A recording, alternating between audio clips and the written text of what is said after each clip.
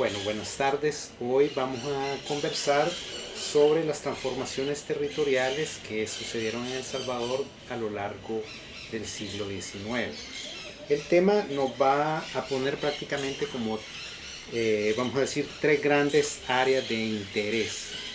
En primer lugar, nos va a interesar a manera, de alguna manera de contexto, conversar acerca del proceso de definición de los límites territoriales de El Salvador a lo largo del siglo XIX, ya que hay que recordar que durante esa época que el país nació como tal y fue un proceso largo a través del cual consolidó el espacio o el territorio de lo que es El Salvador. En segundo lugar, nos va a interesar sobre todo, eso va a ser nuestro punto de atención principal, los modos de producción económica que se dan en El Salvador y su relación con la organización del territorio y los patrones de asentamiento que se dan en el mismo. Y el tercero, vamos a mencionar también el peso que tienen algunos grandes desastres que ocurren en el país durante esa época y su relación con algunos de los procesos que vamos a haber mencionado anteriormente. Cuando hablamos del primer tema, que es la consolidación del país y la lenta definición de sus límites territoriales, nos estamos refiriendo a varios sucesos.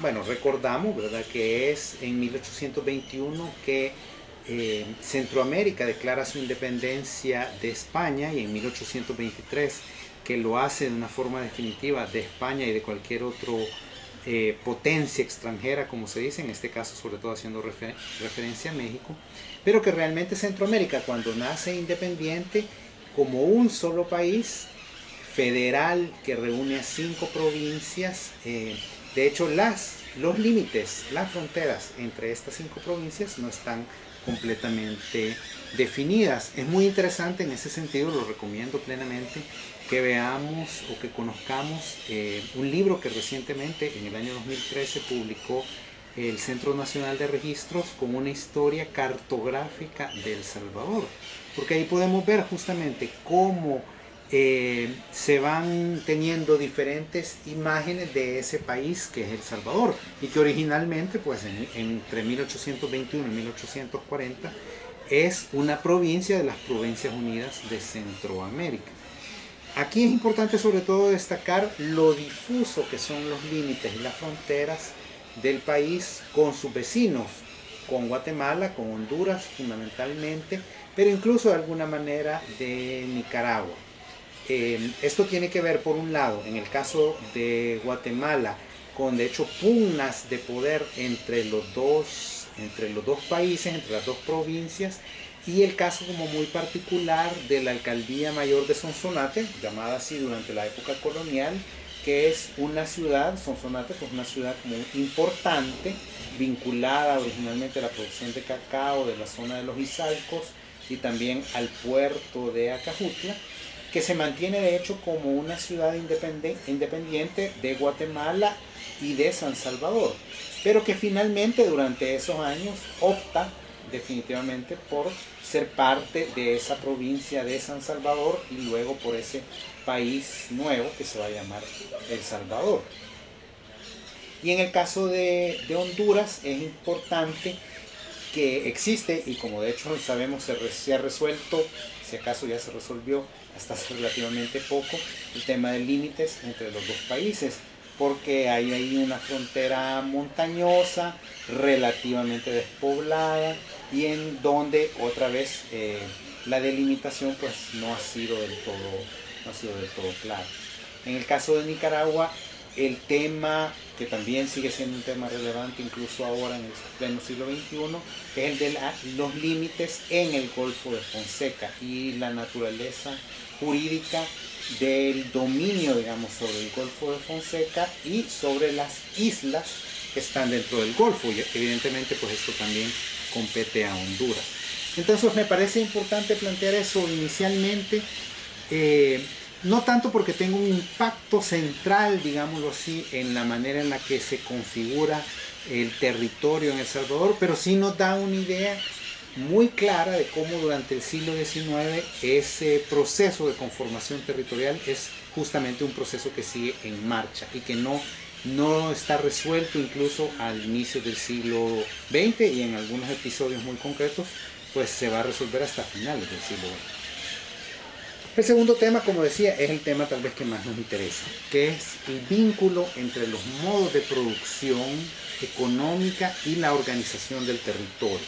Esto tiene que ver con tres aspectos como más puntuales que vamos a ir desarrollando. En primer lugar, nos interesa verlo desde un punto de vista del contexto económico, pero también ideológico y político que se va consolidando en el país a lo largo de esos 100 años. En segundo lugar, nos interesa también verlo relacionado con el desarrollo de las grandes infraestructuras del país, notablemente vías, ferrocarriles y puertos. Y por último, nos interesa también vincularlo al desarrollo de nuevos asentamientos urbanos, ya sea por la creación de nuevas ciudades o por el crecimiento que se va dando en las ciudades principales que ya existían heredadas de la colonia. Bueno, cuando hablamos de modos de producción, pues fundamentalmente nos referimos a cuáles son las actividades económicas que tienen un impacto directo en el territorio, en ese país que se va desarrollando y consolidando a lo largo del siglo XIX. Bueno, podemos distinguir realmente como tres etapas. Una primera etapa que nos interesa comentar es que durante al menos la primera mitad del siglo XIX, incluso podríamos decir hasta hacia los años 1870, El Salvador sigue siendo un país que mantiene la principal actividad económica que había heredado desde la colonia, que es fundamentalmente la producción de añil. El añil, como sabemos, que es una planta que se utiliza pues para la producción de tintes de color azul. Incluso, como lo sabemos, ¿verdad? Y como probablemente todos los que nos escuchan han usado o han visto por lo menos, ¿verdad? Prendas ahora coloreadas con añil, ¿verdad? Ese color como azul intenso, azul índigo, que de hecho es el otro nombre que se le da al añil, y del cual El Salvador era desde el siglo XVIII, incluso un poco antes, dentro del Imperio Español, un proveedor de este colorante. Entonces, durante la primera mitad del siglo XIX, esa producción en El Salvador independiente se mantiene, sigue siendo la principal fuente de riqueza del país y le da a la región su carácter pues económico agroexportador. Hay que subrayar dos características importantes del añil como cultivo. Uno es que es un cultivo que es fácilmente adaptable a diferentes condiciones ambientales y por lo tanto en El Salvador desarrolla un patrón en el territorio relativamente disperso. Es decir, no es una producción que esté concentrada en un determinado lugar muy específico, sino que puede adaptarse a las condiciones de varios lugares o de varias zonas dentro de nuestro país. Y en ese sentido también es como muy benevolente con las tierras relativamente pobres para cualquier otro tipo de cultivo.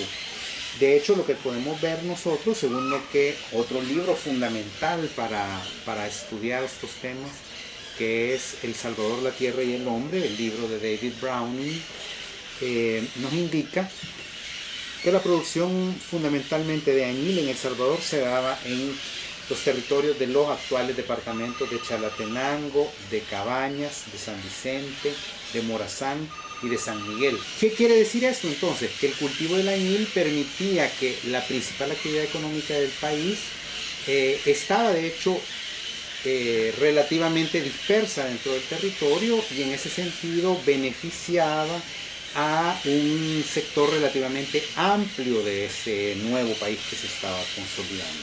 Esa es una característica que nos parece como muy relevante. Otro elemento que también es interesante dentro de la manera de producir del añil es que es una planta que no requiere un cuidado intensivo, dedicado, para que pueda ser efectivamente productiva. Lo cual también significaba entonces que no hay una necesidad de una mano de obra permanente demasiado grande para poder efectivamente llegar a tener un cultivo rentable. ¿Qué permitía eso? Que no era necesario como grandes desplazamientos de población para poderse ocupar en esta actividad económica. Pero como sabemos, ¿cuál es la razón de la decadencia en la que entra el añil a partir de mediados del siglo XIX, alrededor de 1850? Es de hecho la competencia que se va a empezar a dar con la producción de colorantes sintéticos, que es un proceso que en las economías más desarrolladas de Europa, fundamentalmente en Alemania y en Inglaterra, la industria química tiene un gran avance y empiezan a producirse colorantes sintéticos que obviamente pueden producirse en mayores cantidades, con controles de calidad bastante más sofisticados y con un ritmo de suministro a la industria textil bastante más certero que lo que puede ser la producción agrícola, en este caso del añil.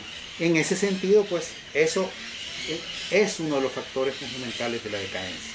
Un segundo factor que también nos interesa en términos territoriales es el hecho que El Salvador siempre tuvo desde la época colonial grandes problemas para exportar su añil, en razón de nuestra misma ubicación geográfica, es decir, estando los principales mercados del añil en las industrias textiles de los países de Europa, fundamentalmente Inglaterra, Alemania, en menor medida la costa este de los Estados Unidos, pues ese producto debía embarcarse desde el Atlántico, que para el caso salvadoreño significaba llevarlo a puertos de otros países, ya sea de Guatemala o de Honduras. De hecho, esto se hacía desde la época colonial, con la gran diferencia que al ser en la época colonial, pues todo era un mismo régimen administrativo, no se estaban pasando fronteras de países, sino que en todo caso de provincias.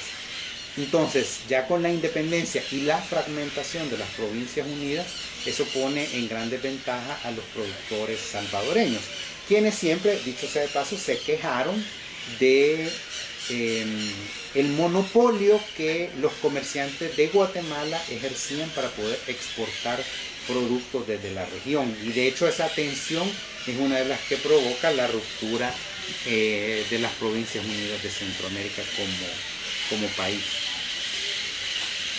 Un último elemento que nos interesa destacar de la producción del añil es el hecho de que su misma forma de producción y la independencia no trajeron consigo un cambio en las formas de tenencia de la tierra que venían heredadas desde la colonia. Es decir, que en el caso de nuestros países, pues un régimen que tenía prácticamente 300 años de estar imperando.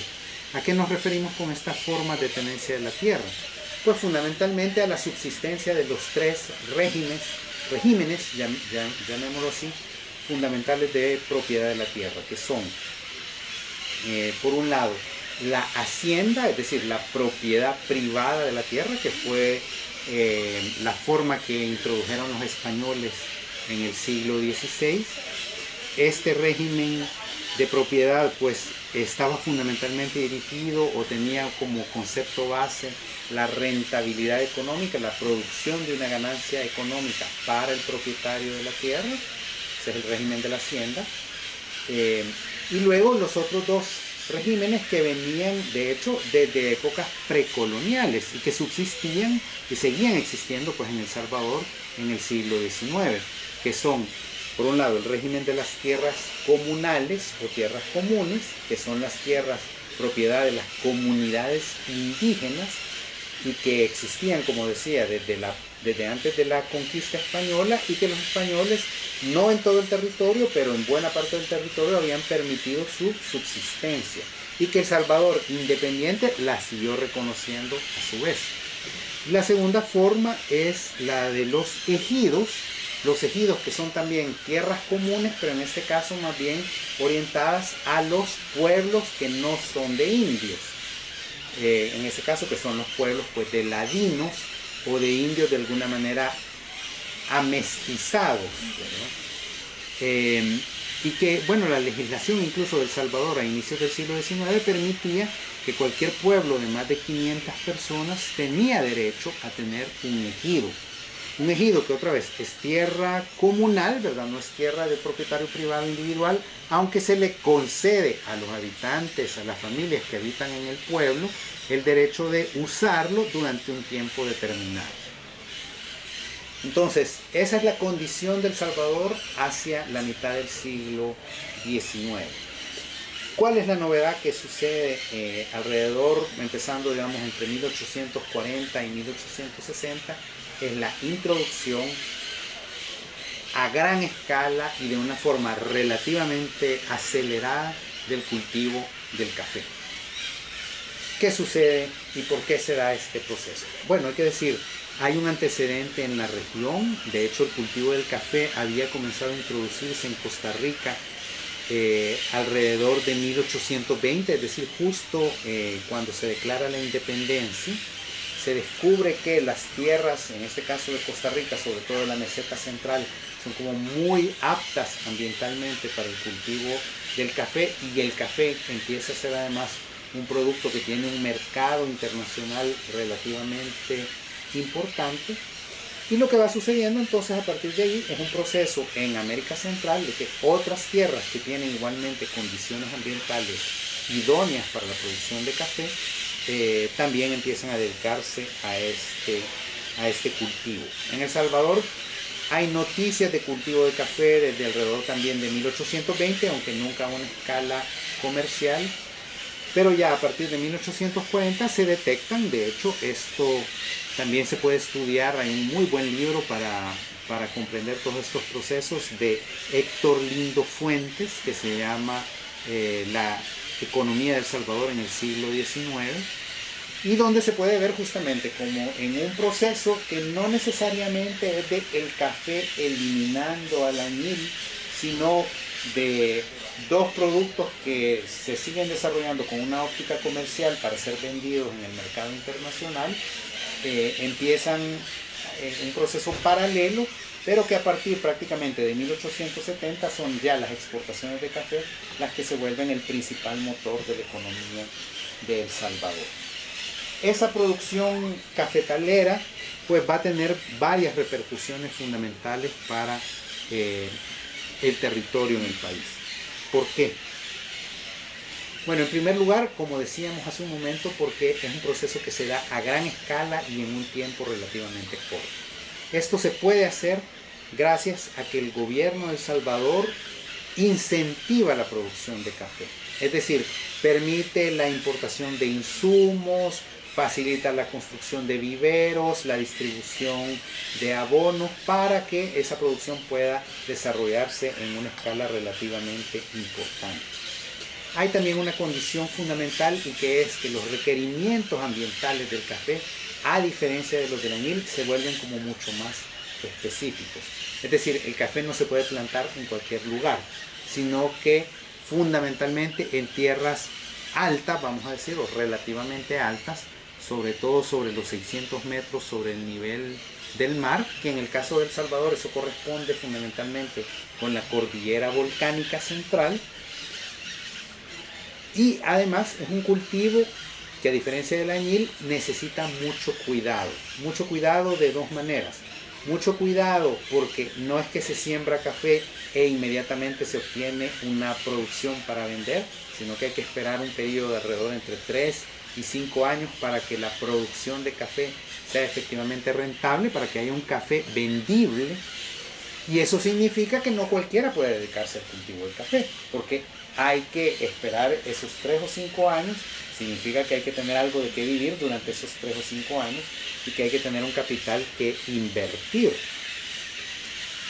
Otro elemento interesante es que es un cultivo también que demanda más mano de obra de dos tipos, vamos a decir. Por un lado, una mano de obra permanente más grande que la del añil, o más voluminosa que la del añil. Quiere decir que una finca de café tiene que tener más trabajadores permanentemente, y luego al momento de la cosecha del café necesita todavía un volumen mucho más alto de mano de obra, de cortadores de café. Y en ese sentido pues quiere decir que el café va a traer estacionalmente o por temporada grandes cantidades de población como mano de obra para poder cosechar el café. Entonces eso introduce también una novedad como muy importante.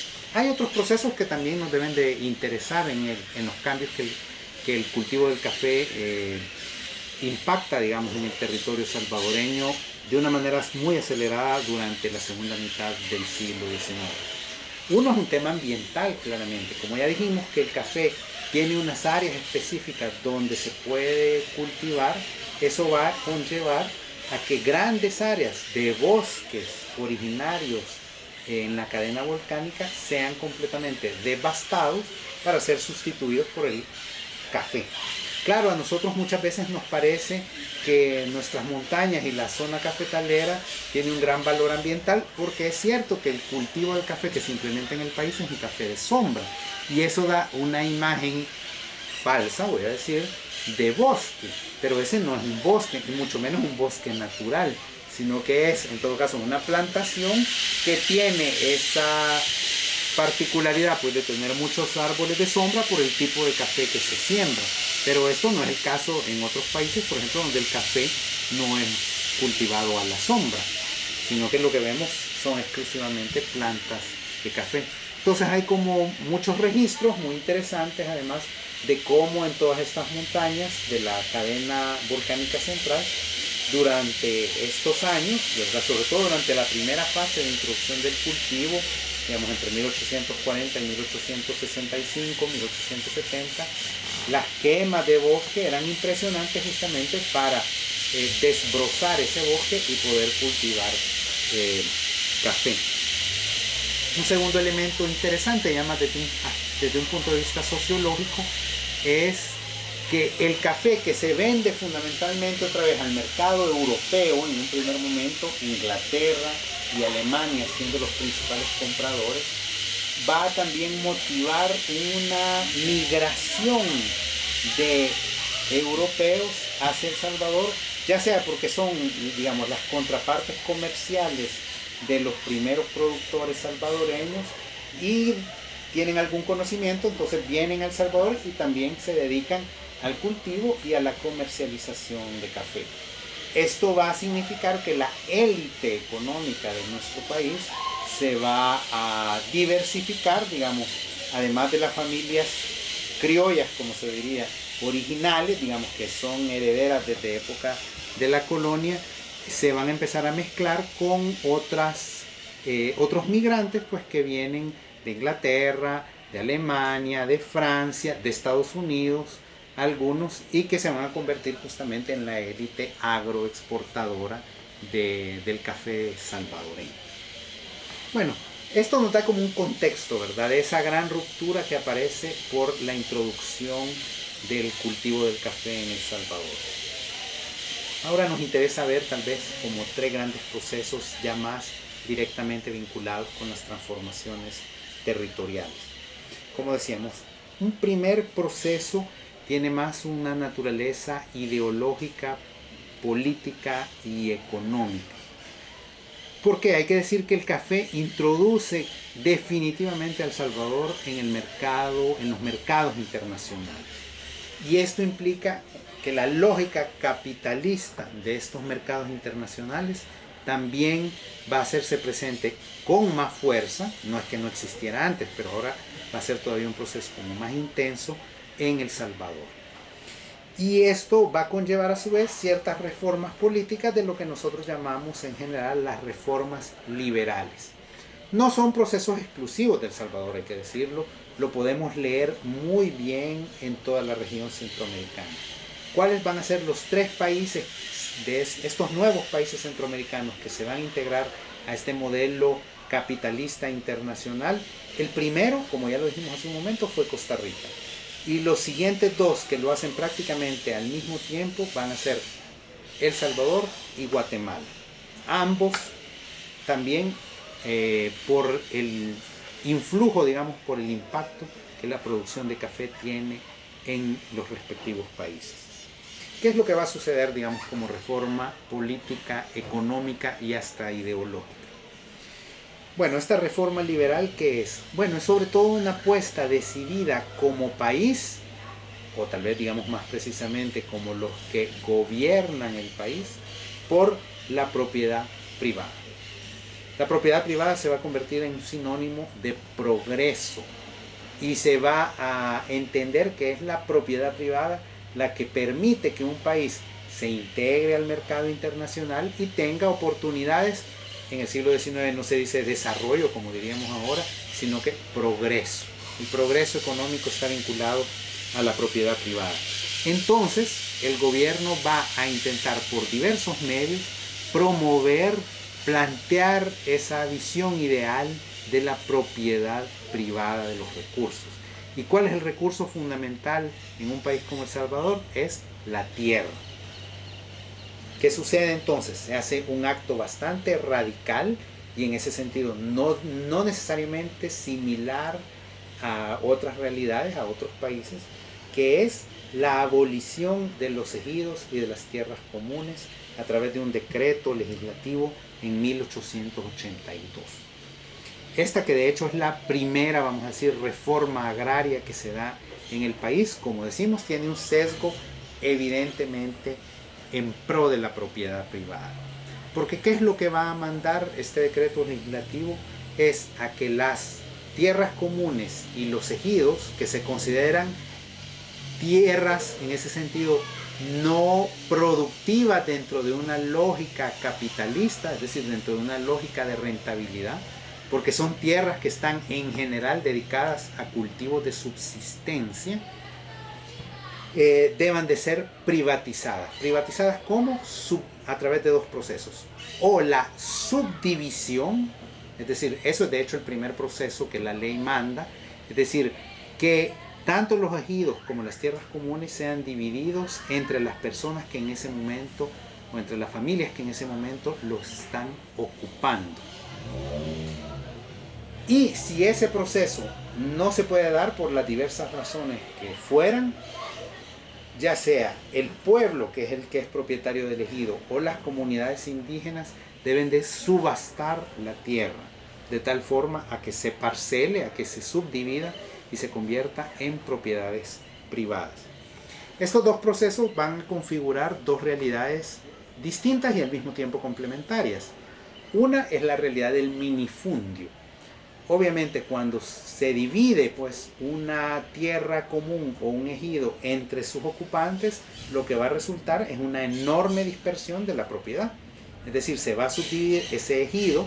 Por ejemplo, tenemos noticias de ejidos relativamente grandes en El Salvador, ejidos por ejemplo de más de 2000 manzanas que pertenecían pues a un pueblo, sobre todo en el centro occidente del país. Browning da como bastante detalle de esto, y eso se va a convertir en pequeñas parcelas de 20 manzanas de 1000 propietarios pues, o de 100 propietarios. Entonces eso resulta, como decíamos, en un proceso de minifundios, o en una lógica de minifundios. A la par de eso, cuando no se puede vender la propiedad, probablemente porque no haya compradores, porque las familias que participan en esta economía de subsistencia no tienen liquidez, es decir, no tienen ingresos económicos, no pueden comprar, entonces se da un proceso más bien de apropiación o de reventa incluso. Es decir, lo puede comprar en un momento o se le adjudica a una de las familias que originalmente vivían en esa o utilizaban esas tierras, pero que posteriormente, muy rápidamente, lo pueden vender a otros propietarios, a otros hacendados que también que sí tienen recursos económicos como para comprar tierra.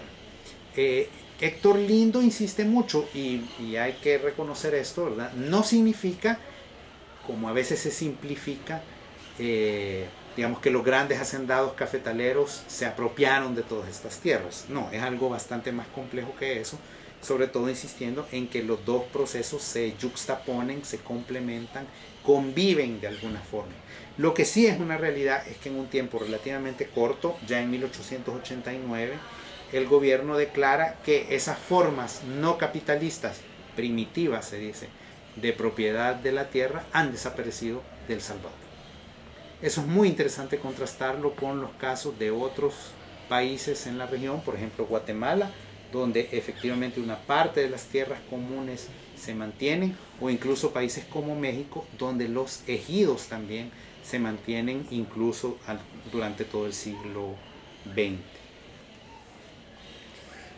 A la par de esto, como procesos ya más políticos e ideológicos, en 1883 se declara una nueva, o se promulga una nueva constitución en El Salvador. Esa constitución es lo que llamamos una típica constitución liberal que como uno de sus principios fundamentales protege la propiedad privada e insiste en el derecho que todos tenemos a la propiedad privada. Y en esa misma línea también se declaran otras reformas, como la declaración del Estado laico, ¿verdad? La separación del Estado y de la Iglesia, y la entrega de numerosas funciones que previamente la cumplía la Iglesia o las órdenes religiosas o los órdenes religiosos, y se las entrega al Estado, ya sea al gobierno nacional o a los municipios. ¿De qué estamos hablando? Por ejemplo, de los hospitales, que antes eran manejados por la Iglesia y luego pasan ya a ser manejados por el Estado, por el gobierno nacional. Los cementerios, por ejemplo, que pasan también, en este caso, a ser manejados por las municipalidades. Las escuelas, que pasan de ser religiosas a ser laicas y a ser manejadas por el gobierno nacional. El registro civil, por ejemplo, del nacimiento o de la defunción de las personas, que antes se llevaba por la Iglesia a través de la fe de bautismo, o de la defunción, pues, que está vinculado también al tema del cementerio.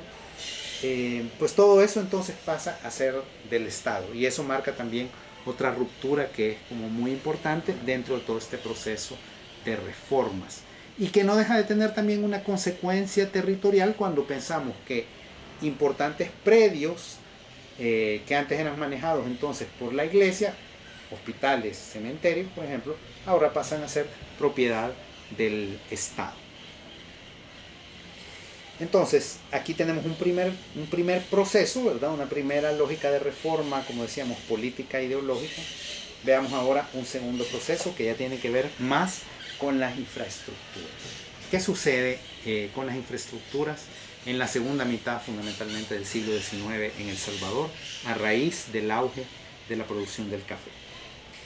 Bueno, hay que decir que el café, claro que tiene un gran interés para el Estado. ¿Por qué? Porque el café se convierte en una fuente de ingreso, no solo para los propietarios, sino que para el Estado mismo a través de los impuestos.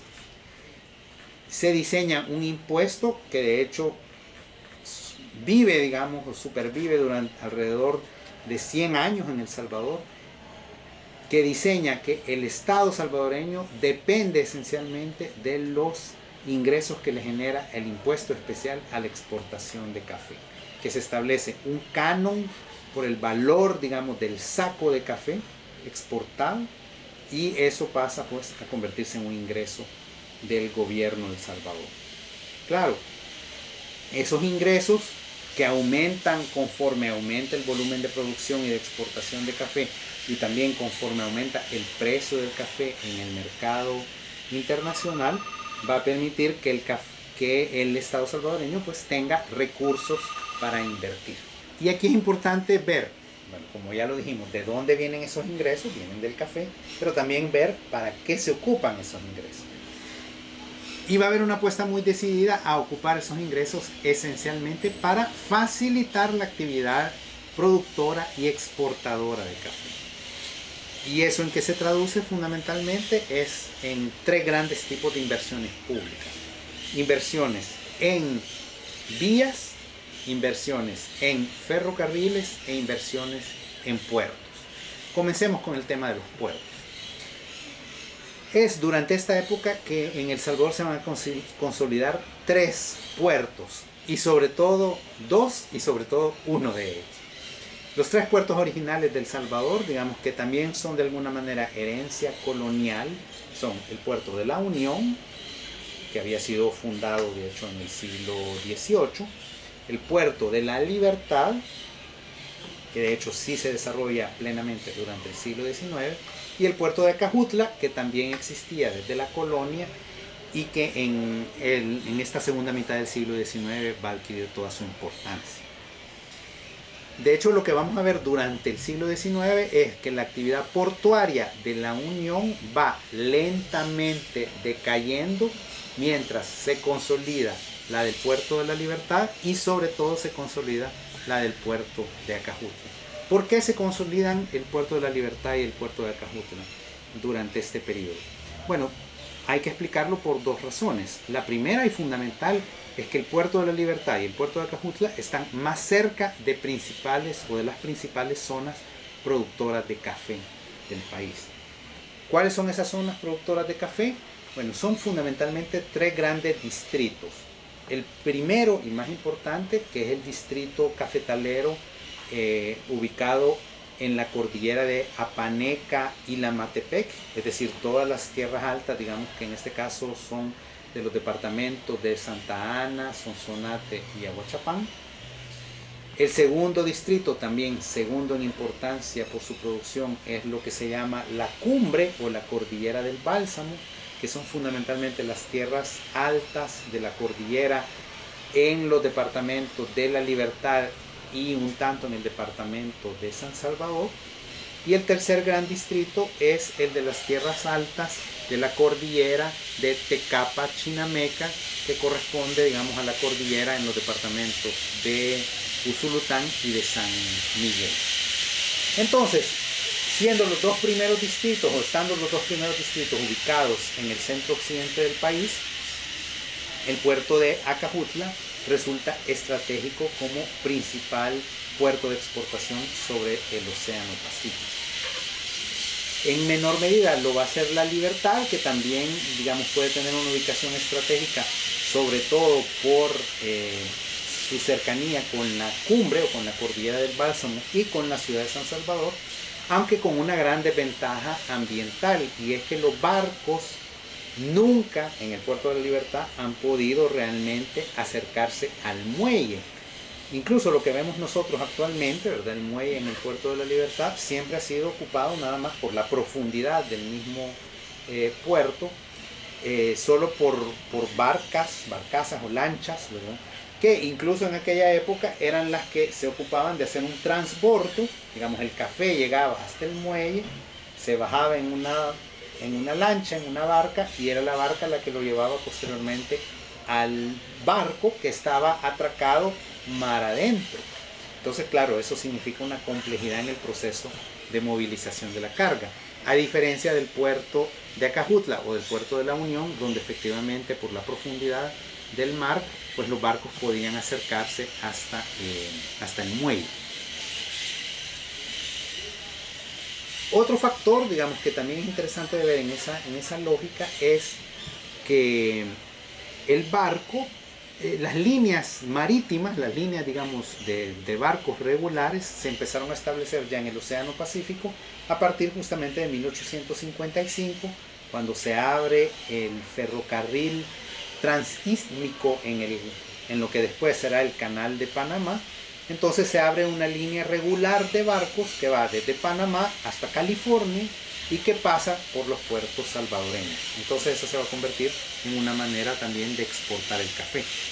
No hay que olvidar, ¿verdad?, el cuarto puerto tal vez de El Salvador, pero que ya no es en El Salvador, que siempre van a ser los puertos en el Atlántico, ya sea de Guatemala o de Honduras. Fundamentalmente el puerto Barrios en Guatemala. Entonces, estos puertos pues se vuelven como importantes también centros de actividad económica y que se van a complementar bien con las otras grandes inversiones en infraestructura que decíamos. Las vías empieza lentamente, eso sí hay que decirlo, en el siglo XIX, es sobre todo en el siglo XX que esto se va a consolidar, un proceso de inversión en nuevas vías y carreteras, que lo que van a hacer es unir estas zonas cafetaleras, que si las vemos en un mapa entonces están en un eje este-oeste en el país, y van a salir ramales desde estos distritos cafetaleros hacia los puertos, es decir, ya más bien ejes norte-sur, a través de los cuales entonces se puede movilizar esta carga, pues, o este producto. Probablemente el cambio más grande va a venir de la inversión en los ferrocarriles. Es decir, a partir de 1880, justamente el Estado de El Salvador establece concesiones a empresas privadas para que puedan abrir el ferrocarril y construir un ferrocarril. De hecho, la primera línea de ferrocarril en El Salvador es la que une el puerto de Acajutla con Sonsonate. Y posteriormente esta línea, que está concesionada a una empresa inglesa, va a ir avanzando a unir Sonsonate con San Salvador y luego San Salvador con Santa Ana y Aguachapán. Digamos, ese es como el primer distrito ferroviario que se va a establecer en el país. Y que es interesante, ¿verdad? Es un distrito ferroviario y una línea de tren diseñada para mover producción hacia el puerto, no tanto para mover personas. Eso es una como característica que es importante de plantearnos. Y el segundo distrito ferroviario va a ser concesionado a una empresa estadounidense que va a construir el ferrocarril desde La Unión, pasando por San Miguel, Usulután, atravesando el río Lempa, a Zacatecoluca, a San Vicente, Cojutepeque, luego a San Salvador, y luego una vía que es ambiciosa, ¿verdad? Y que funcionó, de hecho durante bastante tiempo, hacia Texistepeque en Santa Ana, luego hacia Metapán y luego salir hacia la frontera con Guatemala para justamente poderse conectar al Puerto Barrios a través del ferrocarril. De hecho, esta misma empresa es la que maneja el llamado Ferrocarril del Atlántico en Guatemala, que une la ciudad de Guatemala con Puerto Barrios también. Entonces, digamos, ahí termina de estructurarse una red de infraestructura que permite pues la exportación de productos salvadoreños, fundamentalmente el café, hacia los mercados internacionales, ya sea por el Océano Atlántico o por el Océano Pacífico. El tercer proceso que nos interesa destacar, digamos, a la par de la reforma política, a la par de la construcción de infraestructura, es el cambio en los patrones de asentamiento y en las ciudades que se produce durante esta misma época. Ahí hay que verlo de dos maneras, y que son importantes y complementarias.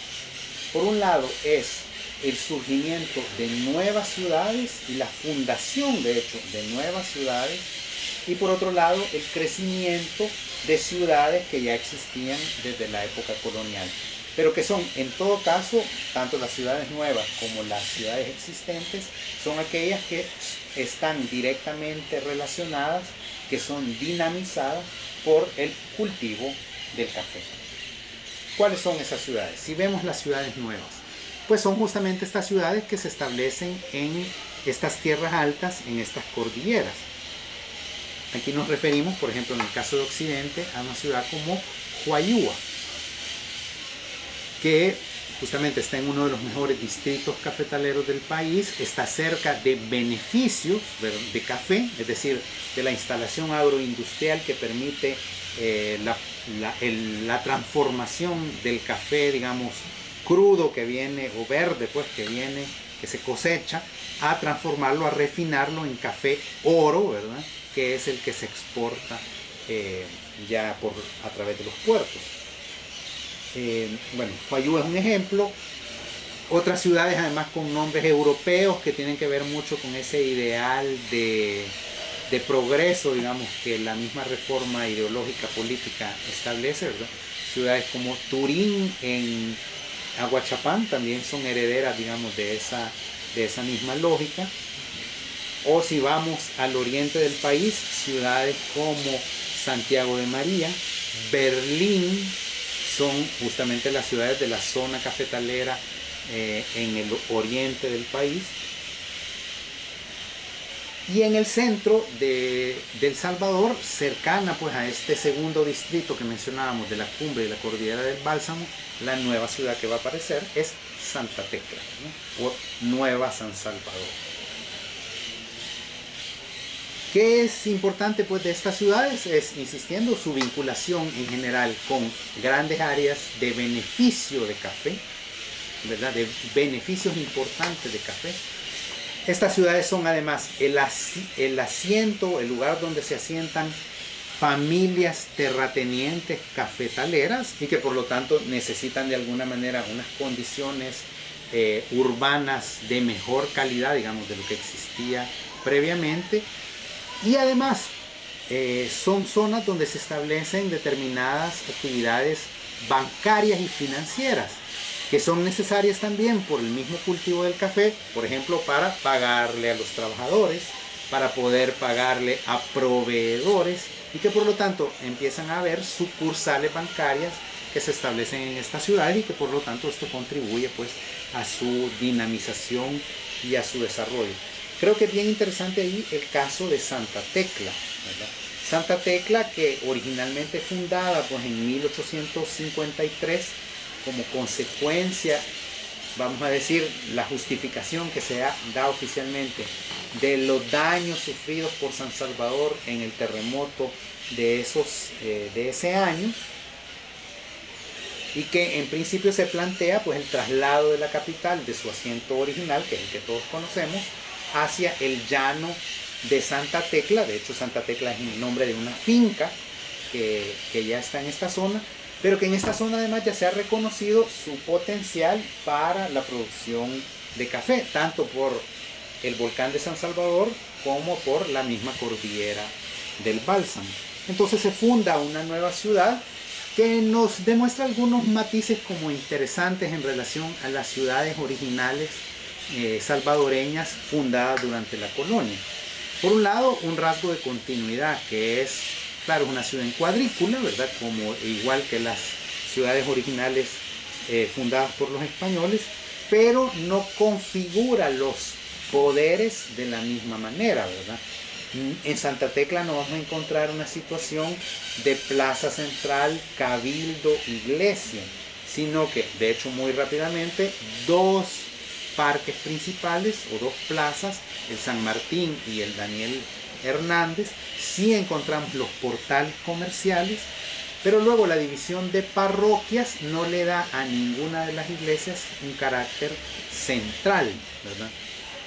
Sino que vamos a ver varias iglesias como Concepción, como el Carmen, que se establecen independientemente de estos parques o de estas plazas. E igual la alcaldía nunca se establece frente a uno de ellos.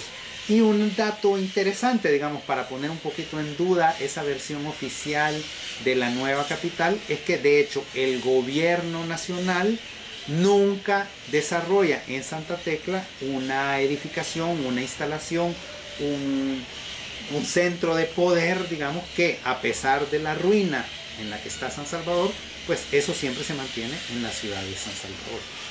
Sin embargo, también la construcción o el desarrollo de la ciudad de Santa Tecla, rodeada, dicho sea de paso, de 5 beneficios de café importantes, de las principales, de hecho, familias cafetaleras de Santa Tecla, apellidos que conocemos, pues, como los Girola, como los Gallardo, como los Duke. La fundación de esta ciudad sí va a permitir, por su relativa cercanía con San Salvador, la valorización del recorrido entre Santa Tecla y San Salvador. Y de hecho, ese recorrido, esa ruta entre San Salvador y Santa Tecla, se va a convertir en uno de los principales ejes de expansión de San Salvador, hasta llegar, claro, a la condición que existe desde aproximadamente hace 30 años de conurbación, ¿verdad?, entre San Salvador y Santa Tecla.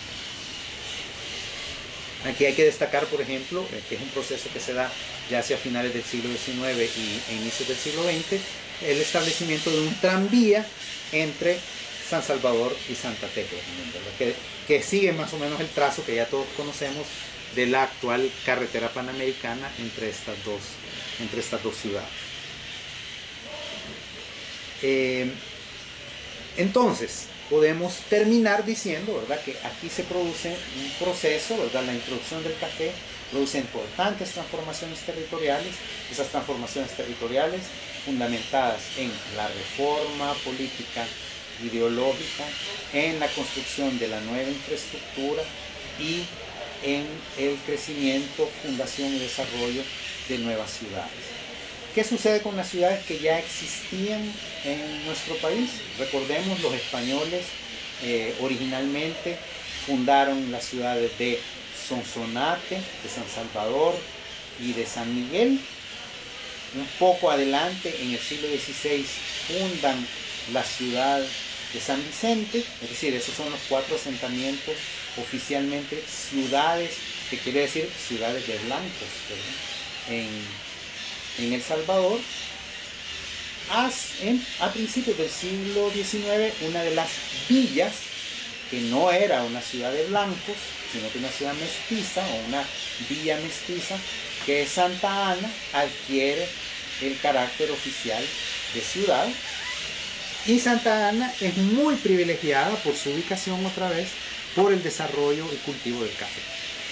Al grado que hacia finales del siglo XIX, Santa Ana es, según los censos, la ciudad más grande, más poblada del Salvador, superando a San Salvador, que sigue siendo la capital. Pero claro, Santa Ana es como la ciudad más importante del distrito cafetalero más grande, como ya dijimos, de la cordillera de Apaneca y Lamatepec. Y en esta ciudad además se asientan muchas de las familias cafetaleras más importantes, y al mismo tiempo alrededor de la ciudad se establecen algunos de los beneficios más importantes de todo el país. De hecho, el beneficio de las cruces, que está, digamos, en la salida actualmente de Santa Ana hacia Sonsonate por la carretera que llamamos de los Naranjos, durante una época entre 1880 y 1920 se suponía era el beneficio más grande de café del mundo. Y en esta ciudad entonces rica, o que se enriquece, pues se dan algunas inversiones muy importantes en infraestructura, llega el tren, pero se también invierte en edificaciones, ¿verdad? En edificaciones públicas que todavía podemos ver en este momento, ¿verdad? Como son notablemente la Catedral de Santa Ana, el Teatro Nacional de Santa Ana, la Alcaldía Municipal de la ciudad y otra serie de edificios, pues, que lo que demuestran es esa riqueza explicada por el café. En el caso de San Salvador, el proceso va a ser más lento, pero el café también va a beneficiar a San Salvador, sobre todo cuando el segundo distrito cafetalero, ¿verdad? El de la Cumbre Cordillera del Bálsamo, se consolida como tal, pues va a haber parte de esa riqueza cafetalera que también se va a derivar hacia San Salvador, y algunas de las familias más importantes también cafetaleras van a instalarse en San Salvador. Realmente esta consolidación de San Salvador no se explica solo por un tema del café, porque como ya dijimos eso beneficia sobre todo a Santa Ana, pero sí se beneficia de la consolidación del aparato público, es decir, del aparato del Estado. Y el aparato del Estado, como ya dijimos, a pesar de todo, se conserva en San Salvador. ¿Y qué quiere decir esto? Pues que entonces las oficinas de gobierno, los ministerios, los empleados públicos van a estar en San Salvador, y eso es lo que va a permitir a la larga que San Salvador se consolide como la ciudad más importante ya a partir de los años 1920, y pues que en una primacía, ¿verdad?, que como sabemos no va a perder ya en lo que resta pues de la historia del país. En este proceso también, pero como decíamos, ya más hacia inicios del siglo XX, que además la ciudad de San Salvador va a empezar a experimentar un proceso de crecimiento más grande, que sin duda también es un tema como muy interesante de ver. Mencionamos también la importancia ya de ese eje entre San Salvador y Santa Tecla como el eje de expansión, o uno de los ejes más importantes de expansión de la ciudad. Entonces, ya para terminar, solo nos queda mencionar o insistir en el peso de ciertos desastres que ocurren, ¿verdad?, que son recurrentes de hecho en nuestra historia, y que sobre todo van a impactar una ciudad como San Salvador. Ya mencionamos el terremoto de 1853, que devasta una buena parte de la ciudad y de sus construcciones originales, notablemente la iglesia principal de San Salvador, que estaba en el sitio de la actual iglesia del Rosario, pues sucumbe en esa época. Y luego hay otro terremoto en 1878, el terremoto llamado de San José, que coincide además con estos años de reforma liberal y que incluso los grupos conservadores van a argumentar que es un castigo divino contra todos esos procesos de separación del Estado y de la Iglesia y de quitarle funciones públicas a la Iglesia, y que entre otros elementos ya más concretos en el territorio y específicamente en la ciudad de San Salvador, es el que va a conllevar la permuta de poderes y de espacios en el centro de San Salvador. Como sabemos, la plaza mayor o la plaza original de San Salvador era la Plaza Libertad, esa es la plaza fundacional. Ahí estaba el poder político, que era el ayuntamiento, ahí estaba la iglesia principal en el sitio de la iglesia del Rosario, pero en el terremoto de 1878 se permutan propiedades entre el Estado y la iglesia. La iglesia principal se convierte en la que hasta en ese momento era el convento de los dominicos, en lo que actualmente es el sitio de la catedral de San Salvador. El Estado edifica además el Palacio Nacional frente a esa plaza, que ahora es la plaza cívica, plaza barrio, ¿verdad?, que conocemos. En aquella época, originalmente, a partir de ahí, se va a denominar Plaza Bolívar. Y cambia todo esto, se le entrega a los dominicos el predio de la iglesia del Rosario, son los dominicos los que siguen administrando la iglesia del Rosario, y el ayuntamiento siempre se queda ahí, pero ya solo representa al poder municipal. El poder del gobierno nacional pues se ha trasladado hacia la otra plaza. Entonces también esos nos parecen que son elementos pues importantes de la configuración de una ciudad como San Salvador. Entonces, ya concluyendo, solo vale la pena insistir todavía en 4 puntos que ya hemos mencionado. Primer punto es a lo largo del siglo XIX que nace y se consolida el país y el Estado Nacional, que se consolidan sus límites territoriales. Segundo punto, los cambios en los modos de producción, que sobre todo tienen que ver con la progresiva decadencia del cultivo del añil y la consolidación del cultivo del café.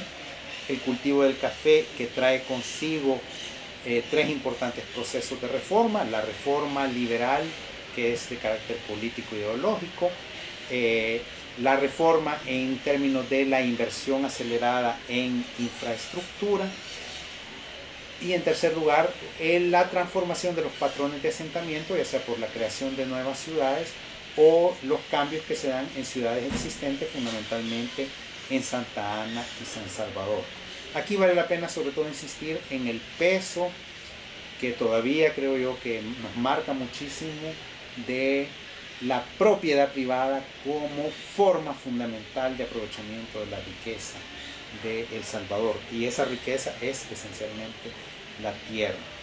Y por último, pues nos interesa también insistir en la permanencia, la recurrencia de los fenómenos naturales como terremotos que siguen marcando de alguna manera el proceso de evolución de nuestras ciudades. Concluyo además recomendando pues algunas publicaciones que hemos mencionado: el Atlas Cartográfico de El Salvador y la historia pues de los mapas de El Salvador, que nos ilustra muy bien ese proceso de evolución; el libro fundamental de David Browning, de El Salvador, la Tierra y el Hombre; el libro de Héctor Lindo Fuentes sobre la economía de El Salvador en el siglo XIX. Hay también, vale la pena consultar el manual de historia de Centroamérica de Rodolfo Cardenal. También hay un libro publicado por Flaxo denominado La historia epidérmica de Centroamérica, que sobre todo es bueno para reconocer cómo muchos de estos procesos no son exclusivos de El Salvador, sino que también forman parte de las transformaciones que toda América Central ha venido teniendo. Muy bien.